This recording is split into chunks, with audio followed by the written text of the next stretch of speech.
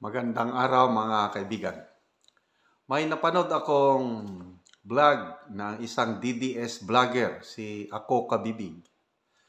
Na sinasabi niya na meron daw post si Sas Rogando Sasot na may draft manifesto na allegedly in-initiate ng mga PMA graduates nandun sa chat group ng mga PMAers.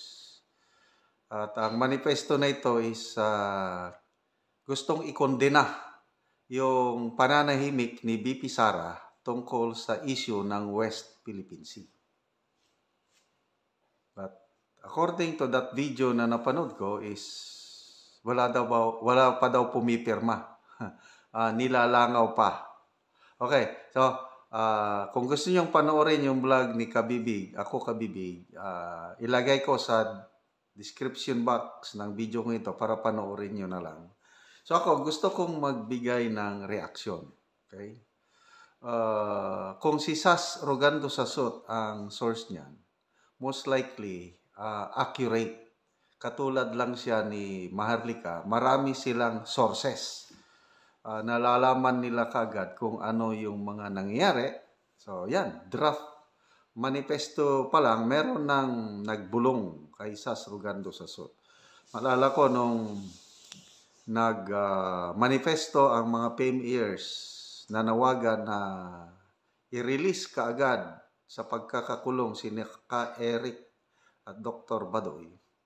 Nalaman ni Sas Rogando Sasot na grabe ang takot sa batasang pambansa sa opisina ng Speaker of the House. At ano daw sila, camp defense drill o naghanda sila na baka lusubin daw sila ng mga sundalo doon o mga PMAers, yung nagmanifesto. So si Sas Rogando Sasot ang nagbulgar niyan. So maraming mga pagsisiwalat ni Sas na nagiging totoo at ito nire-research ko pa, nagtatanong pa ako kung gusto kong makita yung draft manifesto condemning the silence of BP Sara. So, ano ito? Kikita ko, kung totoo na may draft manifesto against BP Sara, baka ito na yung resbat ng yung naunang manifesto na dumarami pa rin ang pumipirma ngayon. Mga PMAers, including non-PMAers na pumipirma na rin. Basta men and women in uniform, police, sundalo, basta galing sa uniform services, dumarami ng pumipirma. Na kinokondena yung kawalang respeto ni Senator Tulfo, yung tinawag niyang duwag, yung isang sundalo na namatay sa labanan.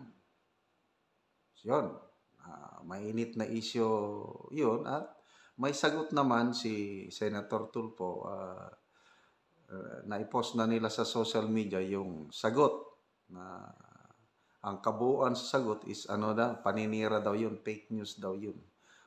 Dahil nangunguna sa survey si Rapi Tulfo, itong latest na Pulse Asia survey.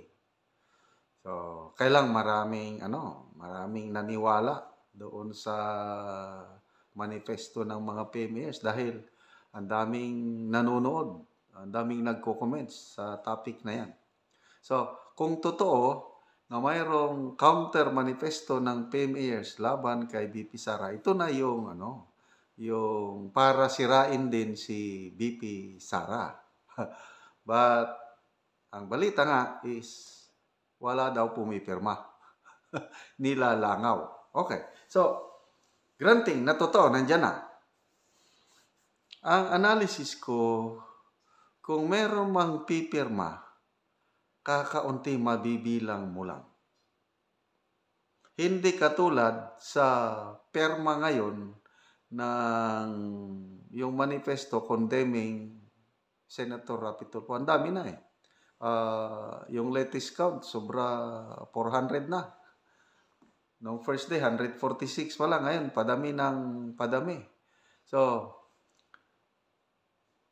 ang mga Dutertes ay talagang nagmamahal sa mga kasundaluhan, lalo na si PRRD.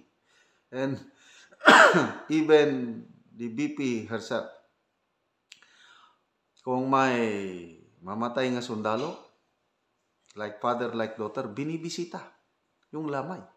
Meron nga akong nakitang video madaling araw, pulis yung namatay sa Bohol.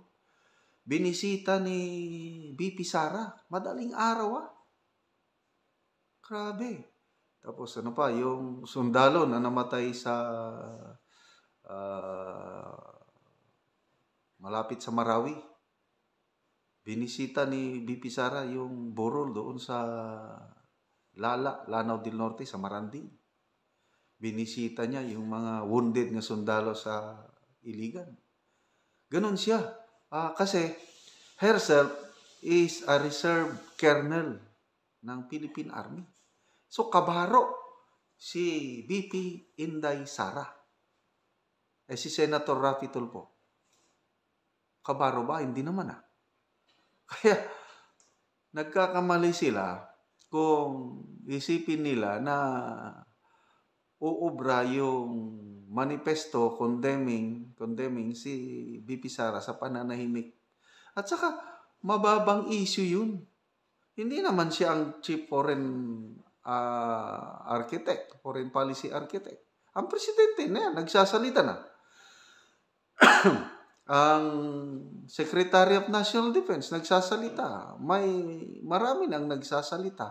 Bakit pa makikisawsaw si BP Sara? Ano lang siya?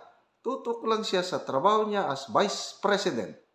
At saka DepEd Secretary, doon lang siya magsalita. Ito naman kasi maraming nakikisawsaw, lalo na may mga lawmakers dyan na gustong sakyan ang national concern kasi mainit na issue. Na bumibisita sa Pag-asa Island, kung ano-anong pondo na nire-release, sabi, gusto niyang tumulong sa West Philippine Sea. Si BP Sara hindi siya ganun. Trabaho lang. Okay? And then, punta tayo kay PRRD. Ang daming, ako personally ang laking pasalamat ko kay PRRD dahil dinoble niya yung sweldo ng active soldiers nung kapanahunan niya. By that time, retired na ako Maliit ang pensyon namin noon. Kaya lang, nung dinoble ni PRRD, yung sweldo ng mga active, naisama kami. Nung una, langanin pa dahil walang pundo. But sabi ni PRRD, hanapan niyo ng pundo yung mga retired. Kasama sila dyan, Natanggap namin yung aming differential. Laki. So ngayon, sobra-sobra na ang aking pensyon para sa aming mag-asawa dahil sa malasakit ng isang Pangulong Duterte. Meron pa bang kukontra sa Pangulo na ganyan? Ang anak niya nandyan din. Sino ang pipirma sa manifesto condemning yung pananahimik? Okay lang kung may nagawang malaking pagkakamali si BP Sara. Pwede. Bakit hindi? Kahit ako. Kung may labag sa batas na ginawa niya, pipirma din ako. Yung pananahimik, hindi naman labag sa batas yan.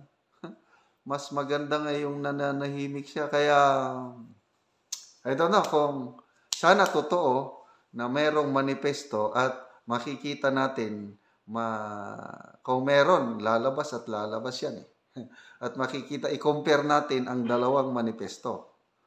Itong manifesto condemning Raffy Tulfo, sobra 400 na ang nakapirma. Okay? Ito namang manifesto kontra kay BP Sara, nilalangaw. Wala daw gustong pumirma. So, sino ang panalo?